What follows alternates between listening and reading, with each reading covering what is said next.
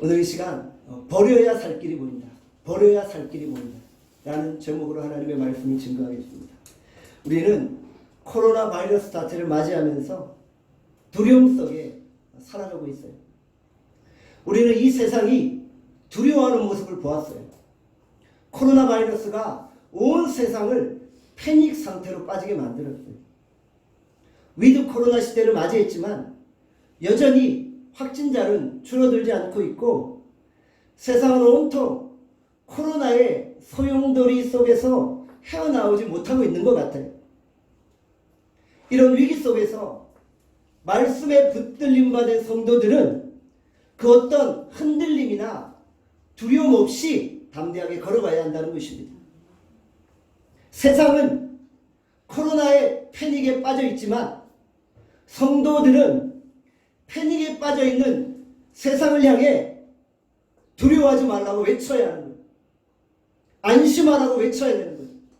그들을 위로하고 그들을 격려하고 그들을 치유해야만 한다는 것입니다. 성도에게는 세상을 치유하고 세상을 구원해낼 능력이 있다는 것입니다.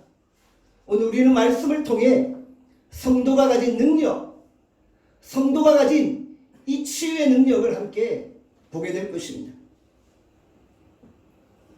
알렉산드리아 배는 하루빨리 로마로 가려고 하고 있어요. 항해하기가 어려운데도 무리하면서 항해를 진행하려고 하고 있는 거예요. 우리가 인생에서 무리수를 두지 않기를 원합니다. 무리수를 두면 위기에 빠지게 되는 거예요. 지금 바울이 타고 있는 알렉산드리아 배가 무리하면서 항해를 하다 보니까 결국 어떤 상황이 발생한 거예요? 위험에 빠지게 되었던 거예요. 사도행전 27장 9절에서 10절에 말씀합니다. 다 함께 읽겠습니다. 시작. 여러 날이 걸려 금식하는 절기가 이미 지났으므로 항해하기가 위태한지 바울이 그들을 권하여 말하되 여러분이여 내가 보니 이번 항해가 하물과 배만 아니라 우리의 생명에도 타격과 많은 손해를 끼치리라 하되 성령께서 바울에게 이런 마음을 주셨던 것 같아요. 지금 항해하면 하물과 생명에 큰 타격과 손해를 입을 것이라 예측하게 하셨어요. 바울은 선장과 선주에게 지금 항해하면 위험하다고 말한 거예요. 바울은 안 가면 좋겠다고 권면한 거예요. 그런데 선장과 선주는 가야 한다고 주장하고 있는 것이죠. 의견이 엇갈린 거예요. 선주와 선장은 바다에 익숙한 뱃사람들이 바다에 관한 전문가들이었죠. 그에 반해 바울은 힘없는 죄수에 불과했다는 것입니다. 여러분이라면 이런 상황에서 누구의 말을 듣겠습니까? 누구의 말을 따르겠습니까? 사도행전 27장 11절에 말씀합니다. 함께 읽겠습니다. 시작. 백부장이 선장과 선주의 말을 바울의 말보다 더 믿더라. 당시 백부장은 율리오였죠. 율리오는 로마로 죄수들을 호송하는 로마 관리입니다. 로마 관리였기 때문에 배 운항에 관한 영향력을 가지고 있었던 거예요. 백부장 율리오는 바울의 말보다 선장과 선주의 말을 더 믿었던 것입니다. 백부장이 선장과 선주의 말을 듣고 그들의 말이 더 합당하다고 생각했던 거예요. 선장과 선주는 항해에 관한 전문가들이잖아요. 바울은 죄수잖아요. 누구의 말이 더 설득력이 있었겠어요? 누구의 말이 더 신뢰가 갈까요? 상식적으로 전문가의 말이잖아요. 전문가의 말, 권위자의 말에 대해서 더 신뢰하게 되었던 것이죠. 우리는 인생에서 수많은 갈림길을 맞이합니다. 내가 어떤 선택을 하느냐에 따라 생과 사가 결정되어지는 거예요. 이런 갈림길에서 여러분은 누구의 말을 들으시겠어요? 상식적으로 전문가, 권위자의 말을 듣게 되어진다는 거예요. 인생의 중요한 갈림길에서 전문가의 말을 따라 결정을 내릴 때가 많이 있다는 것이죠. 그런데 한번 생각해 보세요. 전문가의 말이 항상 옳은가요? 전문가의 말이 항상 맞았던가요? 우리 사회 속에서 전문가라고 자처하는 수많은 사람들이 있어요. 소위 전문가들이 이 사회를 이끌어가고 있잖아요. 전문가들이 부동산 정책을 펴고 있어요. 전문가들이 아파트 시세를 잡겠다고 하고 있어요. 그런데 잘 되던가요? 그들은 소위 전문가들이에요. 전문가들이 일을 진행을 하는데 이 사회가 안정되고 있나요? 은평구로 이사 가신 조 집사님의 이야기예요. 이번 정부가 들어서면서 집값을 안정시키겠다고 이야기했잖아요. 그래서 이분이 정부 말만 믿고 자기가 가지고 있는 아파트를 팔아버렸다는 거예요. 이번 정부가 들어서면서 아파트를 팔았다고 하는 거예요. 그런데 얼마 전 만나서 이야기를 하시는데 가슴을 치는 거예요. 내가 왜 그 아파트를 팔았는지 모르겠다고. 안 팔고 놔뒀으면 10억 이상 아파트 값이 올랐다고 그렇게 탄식을 하는 거예요. 전문가들이 아파트 시세를 잡겠다고 나서고 있는데도 잡혀지지가 않는 거예요. 코로나 사태가 터지면서 수많은 의학 전문가들이 말을 해요. 자기 목소리를 내는 거예요. 근데 저는 답답할 때가 있어요. 왜냐하면요, 전문가들의 말이 서로 달라요. 보는 관점에 따라서 전문가들의 해법이 각양각색인 거예요. 누구의 말을 기준으로 삼아야 합니까? 저는 전문가들의 말보다 오히려 기도하는 한 사람의 기도자의 의견이 더 중요하지 않을까라는 생각을 해보게 되는 거예요. 전문가의 말, 여론보다 주의 음성에 귀 기울이는 그 기도자의 말이 더 신뢰가지 않을까, 나는 그런 생각을 해보게 되는 거예요. 물론 전문가들의 말에 대해서 귀담아 들을 필요가 있다는 것이죠. 그러나 그들의 말이 항상 옳지 않음을 우리는 생각하며, 우리 하나님의 사람들은 하나님의 말씀과 성령의 음성에 귀를 기울이며 판단하고 결정을 해야 한다는 것입니다. 어차피 항해는 늦어졌어요. 겨울 전에 로마로 갈 수 없는 상황이에요. 그러면 지금 있는 미항에서 겨울을 보내고 봄이 되어 다시 로마로 출발하면 안전하잖아요. 그런데 미항이 너무 작다고 생각했던 거예요. 그래서 큰 배가 그곳에서 겨울을 나기에는 불편하다고 여겼던 거예요. 그러다 보니 미항에서 64km 떨어진 베닉스 항구까지 가서 겨울을 보내겠다고 선장과 선주가 결정을 내린 거예요. 베닉스 항구는 어떤 곳입니까? 많은 배들이 오고 가는 그런 항구 도시이며 또한 융의 도시였어요. 배에 276명의 사람들이 타고 있잖아요.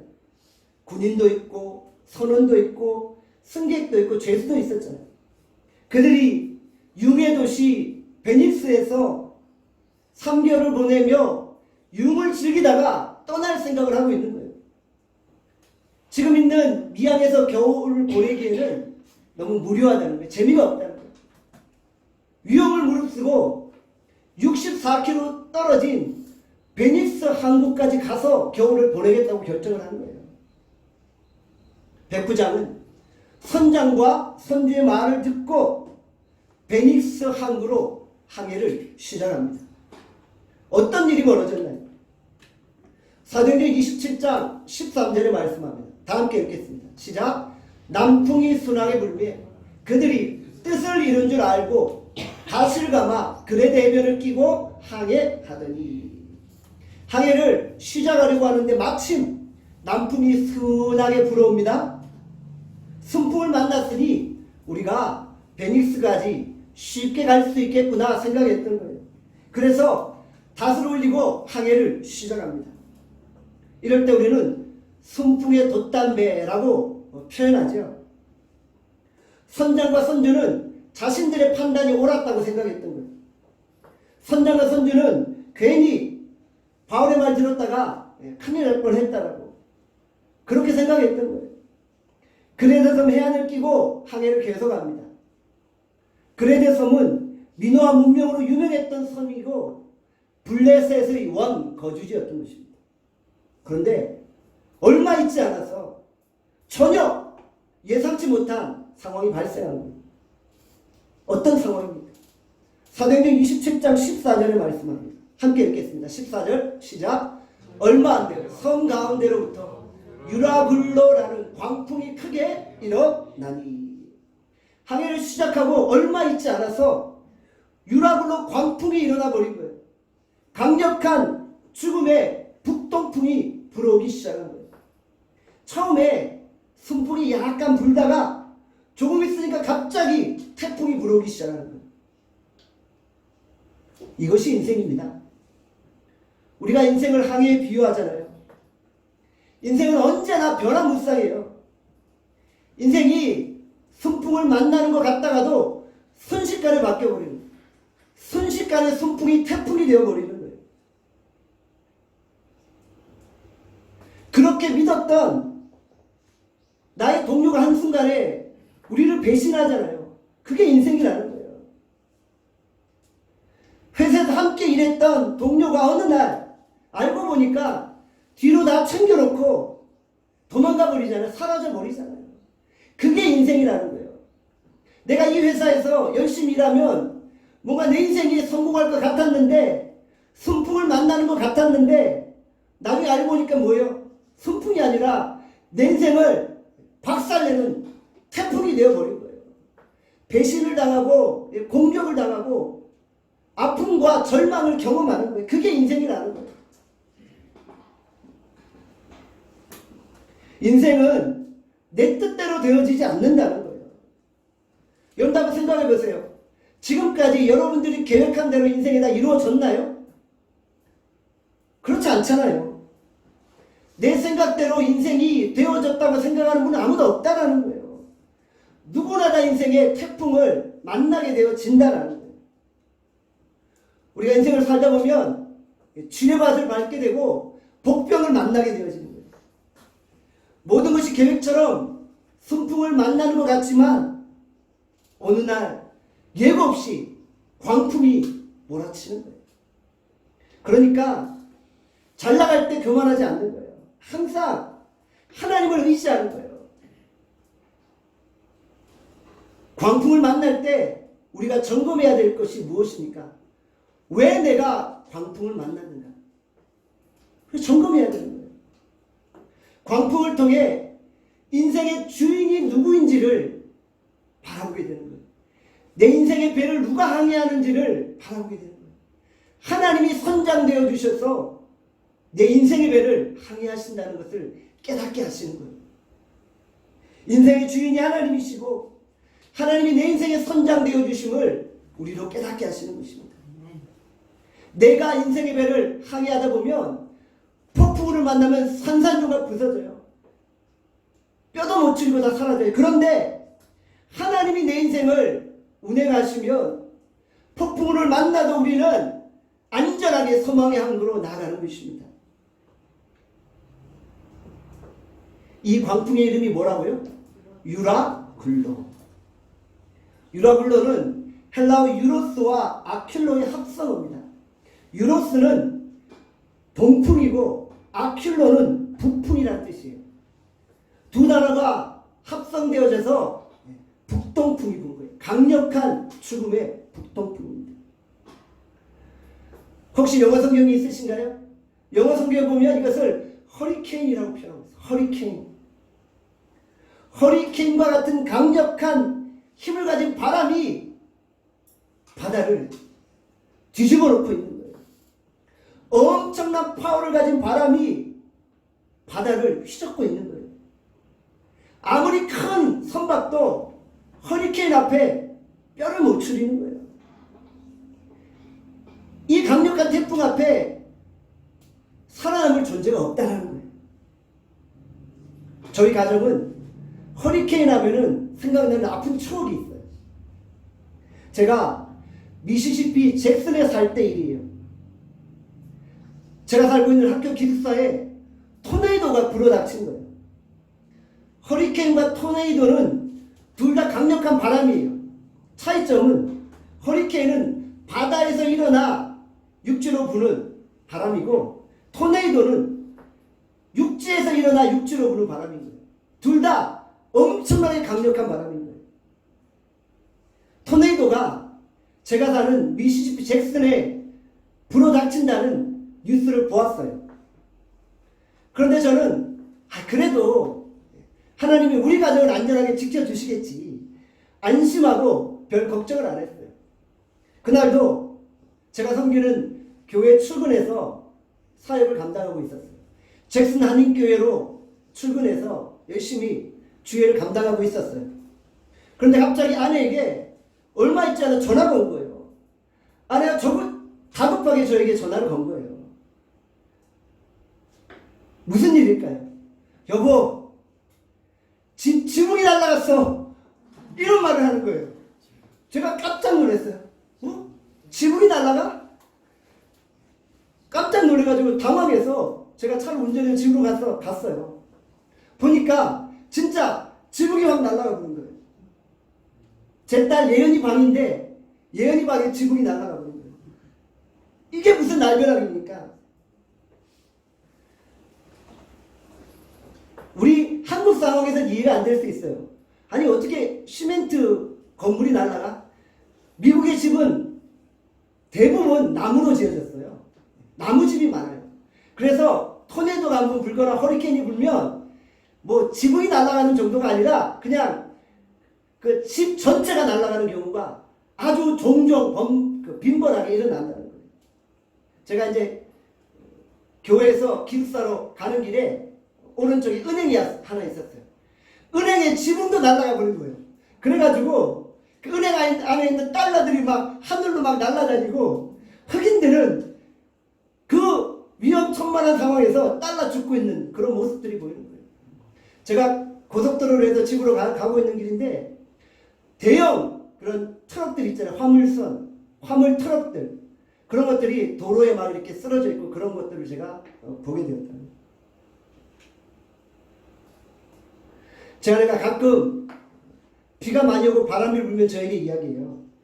그때 그 토네이도의 트라우마가 생긴다고 이렇게 이야기를 하는 거예요.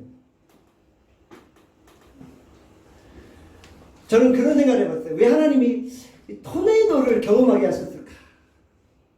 설교 시간에 예화로 잘 활용할 수 있도록 하나님이 그렇게 허락하신 건가? 예, 그런 생각도 해보게 되는 거예요. 제가 이제 설교로 예화로 들은 내용들 보면은 다 제가 체험한 것들이라 아주 생생하잖아요.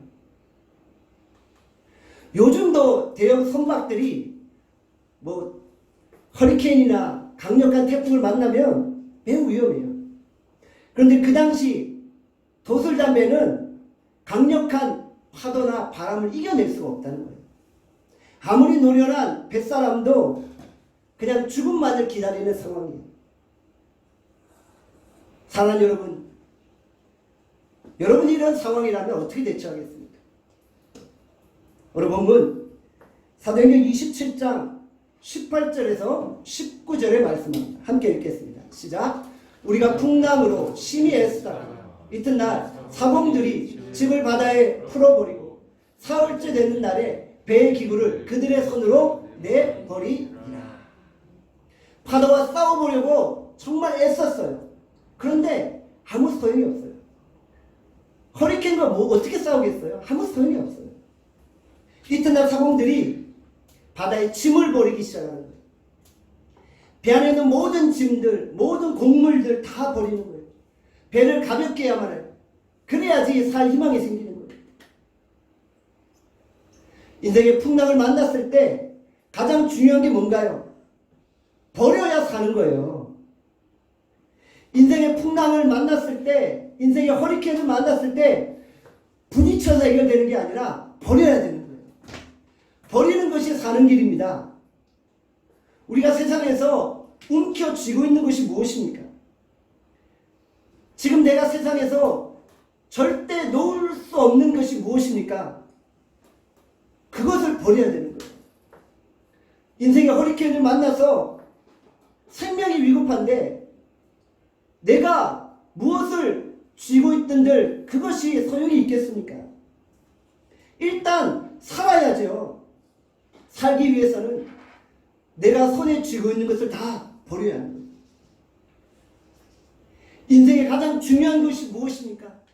그 가장 중요한 것 말고는 다 버려야 되는 거예요. 우리의 삶의 우선순위가 분명해지는 거예요. 여러분 인생의 허리케인을 만나면 내 삶의 가장 소중한 것이 무엇인지가 분명해지는 거예요. 어떤 분의 집에 불이 났어요. 집에서 뭘 가지고 나오신대요? 집에 불이 나서 지금 죽기 일보 직전인데 장롱 안에 숨겨둔 물방울 다이아몬드 그거 찾고 있겠어요? 그냥 무조건 뛰어나가는 거예요. 버리고 뛰어나가는 거예요. 그게 사는 길이에요. 어쩔 때는 그냥 속옷바람으로 뛰어나가는 거예요. 다 버리고 맨몸으로 나가야지 사는 거예요. 버려야지 살 길이 보이는 거예요. 따라합시다. 버려야 살 길이 보인다. 버려야 살 길이 보인다. 우리 인간은 탐욕과 욕심을 쫓아 살아갑니다. 그런데 인생의 풍랑을 만나면 탐욕을 버리게 되고 욕심을 버리게 되는 거예요. 욕심이 잉태하면 죄를 낳잖아요. 죄가 장성하니까 사망을 낳게 되어지잖아요. 인생의 풍랑을 만나면 욕심을 버리게 되는 거예요. 롬의 철을 생각해 보세요. 얼마나 어리석은 인생이에요. 지금 소돔과 고모라의 심판이 임했어요. 하늘에 불과 유황이 막 떨어지고 있는데 롯의 처는 뭘 생각했어요? 자기가 집에 놔두고 온 그 세상의 화려한 것들 거기에 미련을 버리지 못한 거예요. 그리고 뒤를 돌아보면 안 되는데 그 미련을 버리지 못하고 돌아보니까 소금 기둥이 되어버린 거예요. 세상에서 버려야 될 것 버리지 못하고 마음에 미련 두고 살면 결국 우리에게 사망이 다가온다는 것입니다. 우리가 인생의 위기를 만날 때 호를 단신으로 하나님 앞에 서는 거예요. 인생의 소용돌이 앞에서 모든 것을 버리고 하나님 의지하고 하나님 바라보는 여러분들 되어질 수 있기를 바랍니다. 사도행전 27장 20절에 말씀합니다. 함께 읽겠습니다. 시작. 여러 날 동안 해도 별도 보이지 않고 큰 풍랑이 그대로 있으며 구원의 여망마저 없어졌더라. 남은 희망마저 다 사라진 거예요. 해도 별도 보이지 않는다. 무슨 의미입니까? 그 당시 선장과 선주들은 해나 달을 보고 방향을 선정하고 기후를 판단하게 되잖아요. 해가 안 보이고 별이 안 보이니까 희망이 없는 거예요. 그냥 이제 우리는 완전히 죽게 되었구나 이 생각만 하는 거예요. 완전히 희망이 사라진 상황을 보여주고 있는 것입니다. 아무런 소망이 없는 거예요. 요즘 우리가 욥기 말씀을 보고 있잖아요. 욥의 상황이 그러하잖아요. 모든 재산 다 잃어버렸어요. 자녀들 다 죽게 되었어요. 아내마저도 자신을 저주하며 떠났어요. 마지막 남아있는 몸뚱아리도 온통 종양과 악질로 인해서 피폐하게 되어버린 거예요. 아무런 소망이 보이지 않는 그런 상황이었어요. 우리가 인생의 허리케인을 만났을 때 희망이 있으면 그나마 좀 견딜 수가 있잖아요. 희망이 있으면 견딜 수가 있잖아요. 그런데 희망이 보이지 않으면 얼마나 절망스럽겠어요. 대한민국에 코로나라는 허리케인이 불어닥쳤어요. 2년 동안 강력하게 코로나 허리케인이 불어오니까 사람들이 다 희망을 잃어버린 거예요. 그냥 다 내려놓겠다는 거예요. 다 포기하겠다는 거예요. 그냥 다 포기하고 죽겠다고 결심하고 자살한 사람들도 있잖아요. 왜 그랬을까요? 희망이 보이지 않기 때문이에요. 절망 때문이에요. 실존주의 철학자 키에르 케고르가 죽음에 이르는 병이라는 책을 썼잖아요. 인간이 희망이 보이지 않고 절망 가운데 거할 때 결국 죽음에 이르게 되는 거예요. 지금 바울이 탄 배에 있는 수많은 사람들이 그러한 상황이었다는 것이죠. 구원의 가능성이 전혀 없는 절망의 순간입니다. 죽음의 위기 앞에서 무슨 생각을 하고 있을까요? 전문가의 조언이 아니라 바울의 조언을 들을 걸, 이런 생각을 했겠죠. 유라굴로 광풍이 부니까 그제야 기도하던 죄수 바울의 조언을 들을 걸, 이런 생각을 했죠. 저 전문가들의 조언이 아니라 기도자의 조언을 들을 걸, 이런 생각을 했습니다. 저는 성도들을 상담하면서 때때로 안타까울 때가 있어요. 성도들을 보면서 이것을 버려야 되는데 버리지 못하는 것들이 있는 거예요. 버려야 할 때 버리지 못하는 모습을 보면 안타까울 때가 있는 거예요. 인생의 풍랑을 만나면 자기 생명보다도 귀한 것이 없는 거예요. 생명을 붙잡기 위해서 모든 것을 버리는 거예요.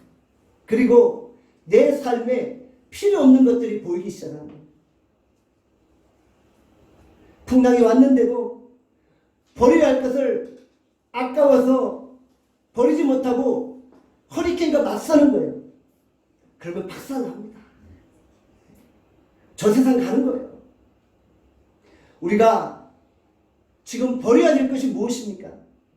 성령께서 우리에게 내 인생에 버려야 될 것을 깨닫게 하시기를 소원합니다. 그리고 우리가 그것을 버리는 거예요. 그리고 헌혈단신으로 하나님 앞에 서는 거예요. 버릴 때 내가 살 길이 보이기 시작한다는 것입니다.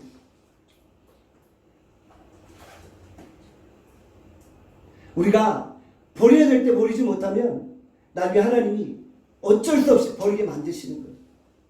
그때 후회하면 너무 늦은 거예요. 아무 소용 없어요. 히브리서 11장 24절에서 25절의 말씀합니다. 함께 읽겠습니다. 히브리서 11장 24절에서 25절입니다. 시작. 믿음으로 모세는 장성하여 바로의 공주의 아들이라 칭함받기를 거절하고 도리어 하나님의 백성과 함께 고난받기를 잠시 죄악의 낙을 누리는 것보다 더 좋아하고, 모세는 자신이 누렸던 그 왕궁에서의 그 화려함들을 다 버린 거예요. 바로의 공주의 아들로서 누렸던 그 권세, 명예, 부 다 버린 거예요. 그리고 하나님께서 쓰시겠다고 할 때 주님 앞에 나와 쓰임받는 거예요. 사랑하는 여러분, 우리가 하나님께 쓰임받기 위해서 버려야 하는 거예요. 여러분들이 그 과거의 화려함들, 내가 과거에 누렸던 그 수많은 스포트라이트들, 그거 이제는 다 버려야 되는 거예요. 그건 과거의 옛날이에요. 우리가 이제 더 이상 거기에 내 인생의 승부를 걸지 않는 거예요. 이제는 내가 하나님의 사람으로 정말 하나님의 영광을 위하여서 어떻게 살아갈 것인가, 내가 하나님을 바라보며 내가 과거에 누렸던 영화나 권세나 그 인기나 그런 부귀들을 다 버리고 이제는 하나님의 자녀로서 하나님께 쓰임받는 거예요. 내 자아를 버리지 못하면 하나님께 쓰임받을 수 없어요. 정말 안타까워요. 다 버려야 쓰임받는데 버리지 못해서 쓰임받지 못하는 분들이 있는 거예요. 저는 여러분들이 하나님이 버리라고 할 때 다 버려서 귀하게 쓰임받는 사람들이 되기를 바랍니다. 버려야 할 때 못 버리면 하나님이 사용하실 수가 없는 거예요. 내 자아와 내 정과 욕심을 다 버려야 되는데 그 못 버리고 붙들고 있는데 하나님은 어떻게 우리를 사용하시겠어요? 여러분, 우리가 내 욕심, 내 정, 내 자아를 다 버리고 하나님께 쓰임받는 믿음의 종들이 되시기를 바랍니다. 사도행전 27장 23절에서 25절의 말씀입니다. 다 함께 읽겠습니다. 시작. 내가 속한 바고 내가 섬기는 하나님의 사자가 어젯밤에 내 곁에 서서 말하기를 바울아 두려워하지 말라. 내가 가이사 앞에 서야 하겠고 또 하나님께서 너와 함께 항의하는 자를 다 내게 주셨다 하였으니 그러므로 여러분이여 안심하라. 나는 내게 말씀하신 그대로 되리라고 하나님을 믿노라. 배탄 276명의 사람들은 바울을 그저 죄수의 한 사람으로 봤어요. 그런데 유랑으로 광풍이 불자 사람들이 바울을 바라보는 시선이 달라진 거예요. 바울의 말을 신뢰하게 된 거예요. 기도자의 말을 신뢰하게 된 거예요. 죽음의 허리케인이 불어올 때 다 절망이야, 다 끝났어, 희망이 없어 외치지만 이런 가운데도 하나님의 사람은 안심하라, 두려워하지 말라 라고 자신있게 외칠 수 있다라는 것이죠. 누가 이렇게 안심하라라고 외칠 수 있습니까?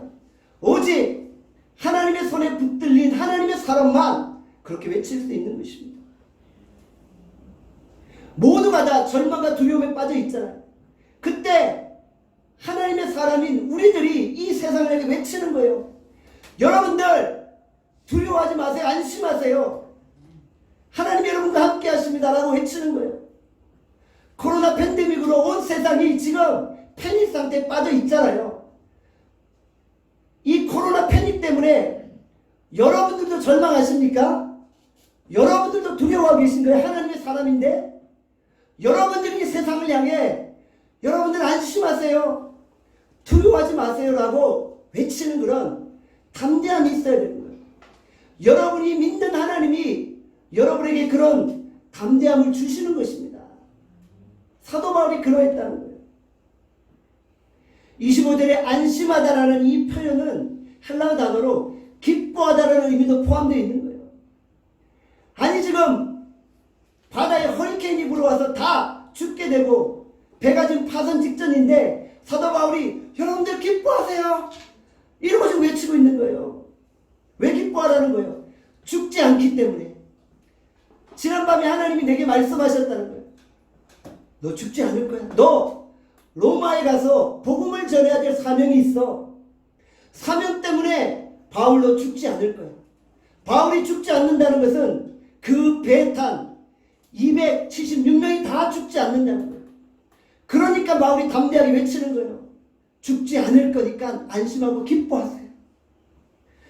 모든 인생의 소망이 다 사라졌어요. 살 꿈도 사라졌어요. 그러나 우리는 기뻐하고 안심할 수 있는 존재입니다. 왜요? 하나님이 우리와 함께 하시기 때문입니다. 얼마나 대단한 고백입니까? 나는 하나님을 믿노라. 함께 따라합시다. 나는 하나님을 믿노라.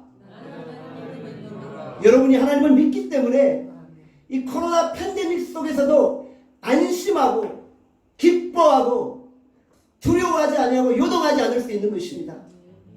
사도 바울이 배에 탄 276명의 생명줄과 같았던 존재예요.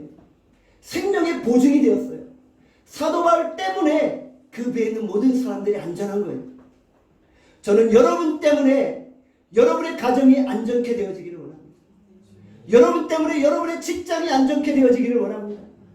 여러분이 서 있는 그곳에서 여러분 때문에 여러분의 삶이 안전하고 평안할 수 있기를 간절히 소원합니다. 바울은 로마로 그냥 가는 게 아니잖아요. 복음을 증거하러 가는 거잖아요. 사명을 감당하러 가는 거잖아요. 사명을 감당하는 자의 인생 가운데 하나님이 안전과 그 가는 걸음들을 보호해 주시고 강력하게 역사하여 주시는 것입니다.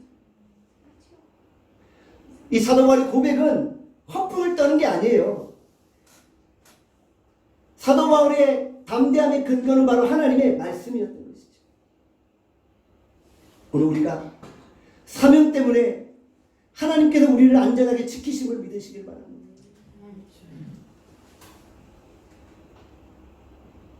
여러분은 어떤 배를 타고 계십니까? 여러분의 배가 직장이나 학교일 수 있어요. 여러분의 배가 가정이나 사회일 수 있어요.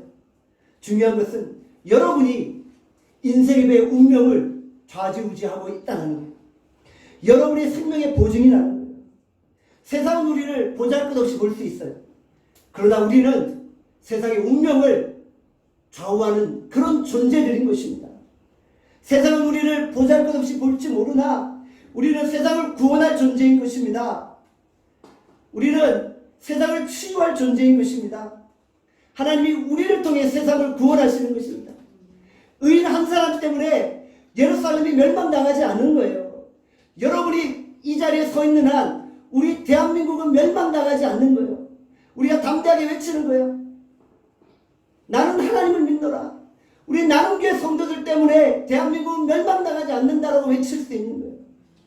그런데 우리에게 성령께서 이 세상을 살리고 세상을 변화시키는 능력을 주신 줄 믿습니다. 우리가 풍랑을 통해 지금까지 버리지 못했던 거 다 버리고 온전히 주님 앞에 순종하며 이 세상을 살리는 그런 믿음의 종들이 되시기를 바랍니다. 기도하겠습니다. 오늘 이 시간 주께서 우리에게 주신 말씀을 생각하며 우리 같이 기도합시다. 그렇습니다. 주님, 우리가 누구나 다 인생의 풍랑을 만납니다. 인생의 풍랑 앞에서 하나님, 우리가 무엇을 해야만 합니까? 하나님, 우리가 인생의 풍랑 앞에서 어떻게 살아가야 합니까? 철저히 하나님, 내가 버리게 하여 주시오. 내가 주인 삼았던 것들 다 버리게 하여 주시오. 내가 의지했던 것들 다 버리게 하여 주시오. 하나님, 내가 움켜쥐고 있었던 것들 다 버리게 하여 주시오. 하나님, 오직 하나님 인생의 위기 앞에 절대자이신 하나님을 우리가 호롤단신으로 만나게 하시고 그분을 통해 하나님 내 인생을 재해석하게 하시고 하나님 앞에 내 인생이 이제 새롭게 나아갈 수 있도록 인도하여 주시옵소서.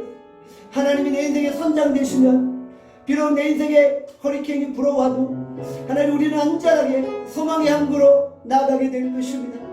하나님, 오늘 하나님 이 자리에 모인 주의 백성들에게 하나님 정말 세상의 것들을 다 버리고 하나님을 바라볼 수 있는 믿음을 허락하시고 하나님, 우리가 이 땅에 존재하는 이유는 하나님 이 세상을 구원하고 살리기 위해서입니다. 깨닫게 하여 주시옵소서.